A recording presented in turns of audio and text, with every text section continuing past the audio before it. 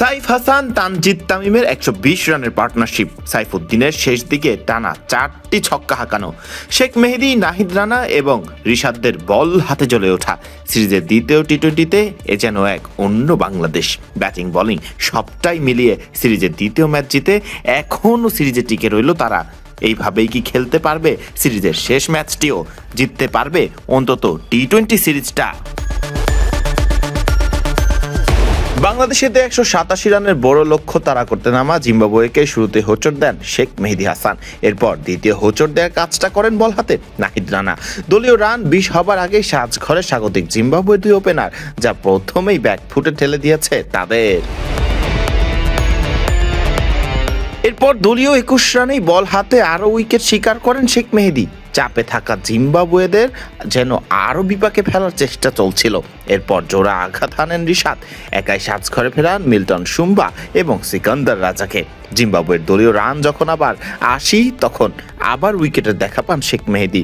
ফলে দলীয় 100 রান হবার আগেই এবার 6 ব্যাটারকে হারিয়ে ফেলেছে জিম্বাবুয়ে।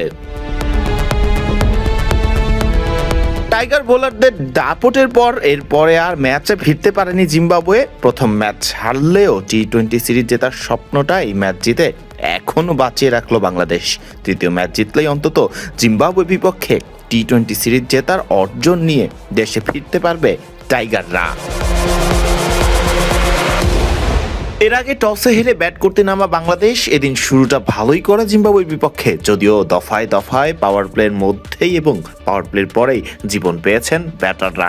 তবে 6 ওভারের নির্ধারিত ব্যাটিং পাওয়ার প্লেতে এদিন কোনো উইকেট হারায়নি বাংলাদেশ, বরং দুই ওপেনার মিলে সচল রেখেছিলেন রানের চাকা।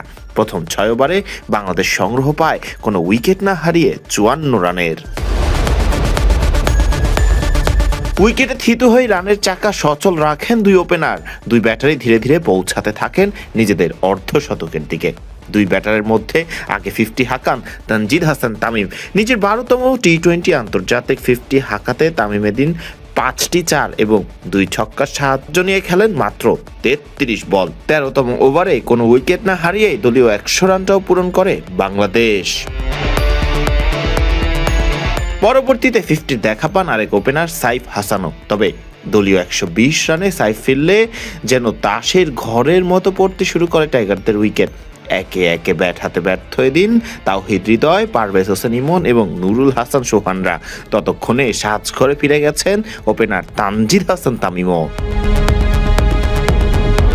শেষ দিকে ইয়াসির আলী চৌধুরীর 12 বলে 22 রান এবং মোহাম্মদ সাইফুদ্দিনের 10 বলে 31 রানের ক্যামিওতে 186 রানের পুঁজি পায় বাংলাদেশ। দেশের ক্রিকেটারদের মধ্যে টি-20 আন্তর্জাতিক ক্রিকেটে প্রথম ব্যাটার হিসেবে এক ওভারে টানা 4 ছক্কা হাঁকানোর কীর্তিটাও করেছেন এদিন মোহাম্মদ সাইফুদ্দিন। ফরদিন রহমান সকাল, বিডি ক্রিক টাইম।